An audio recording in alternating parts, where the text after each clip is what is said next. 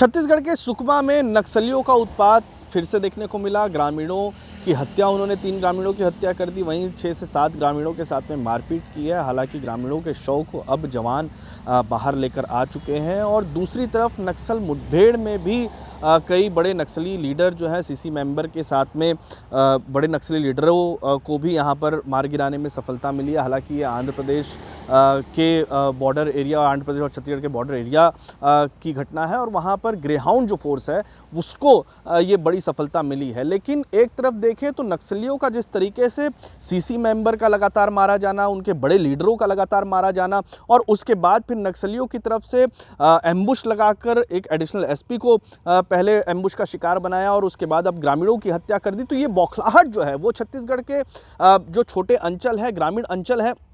वहाँ पर साफ देखने को मिल रही है। स्ट्रेटजिकली के तौर पर इसे माना जा रहा है कि एक तरफ जहाँ उनके बड़े लीडर्स मारे जा रहे हैं तो जो नक्सलियों की बौखलाहट है वो सीधे तौर पर ग्रामीणों पर निकलती हुई नज़र आ रही है। ग्रामीणों को वो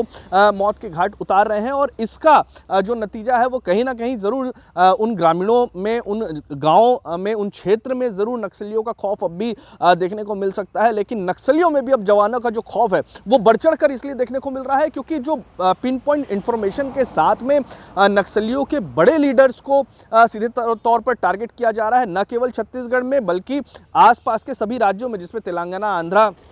महाराष्ट्र, मध्य प्रदेश जैसे कई ऐसे राज्य हैं जिनका सीमावर्ती क्षेत्रों में अब भी नक्सलियों के बड़े लीडर्स की मौजूदगी होने की जब लगातार जो जानकारी मिल रही है। सीधे तौर पर कहा जाए तो 2026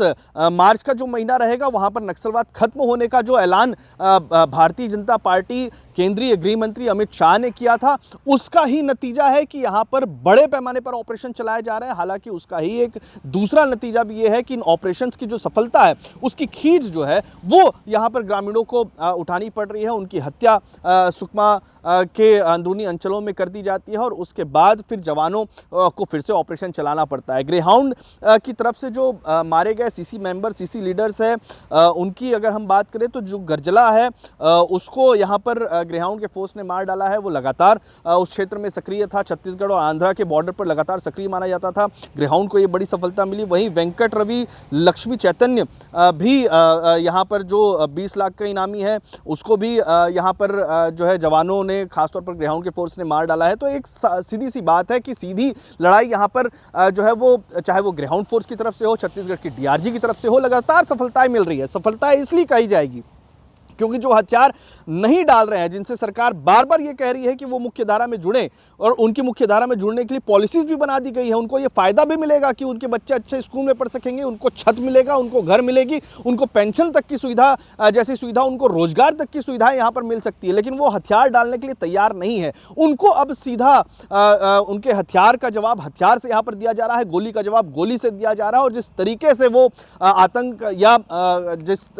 जंगलों के अंदर में जो खौफ फैलाने के लिए लगातार नक्सली जिस तरीके की स्ट्रेटजी का अपनाते हुए नजर आ रहे थे, अब उन्हीं की स्ट्रेटजी उन्हीं के खिलाफ अपनाई जा रही है। बड़े नेताओं को पहले नक्सली टारगेट किया करते थे, बड़े लोगों को पहले नक्सली टारगेट किया करते थे। छत्तीसगढ़ में एलएसएला जो कलेक्टर रहे हैं, उसके अलावा भी अन्य जो आईपीएस अधिकारी रहे हैं या इससे पहले भी कई ऑफिसर्स थे जिनको नक्सली सीधे तौर पर टारगेट करके अपनी मौजूदगी दर्ज कराने की कोशिश करते थे। लेकिन अब पुलिस, डीआरजी और केंद्रीय बटालियन के साथ में ग्रेहाउंड जैसे फोर्सेस बीहड़ जंगलों के अंदर नक्सलियों के मास्टरमाइंड लीडरों को सीधे तौर पर टारगेट कर अब उनका वर्चस्व खत्म करने की जो कोशिश यहां पर लगातार कर रही है और उसको सफलता जो जिस तरीके से मिल रही है, ये लाजमी है कि नक्सलियों की बौखलाहट है और ये बौखलाहट का नतीजा ग्रामीणों को ज़रूर भुगतना पड़ रहा है। लेकिन ग्रामीणों को ये भरोसा भी है कि जिस तरीके से ये ऑपरेशन चलाए जा रहे हैं, बहुत जल्द इस डर से, इस भय से उनको मुक्ति मिल जाएगी। लेकिन देखना दिलचस्प होगा कि किस तरीके से और बड़े नक्सली लीडर्स की जिस तरीके से न्यूट्रलाइज करने की सफलता वो आने वाले दिनों में छत्तीसगढ़ की डीआरजी और ग्रेहाउंड जैसी अन्य फोर्सेस को मिलती हुई सीमावर्ती इलाकों में नजर आएगी। छत्तीसगढ़ से TV9 के लिए अमित मिश्रा।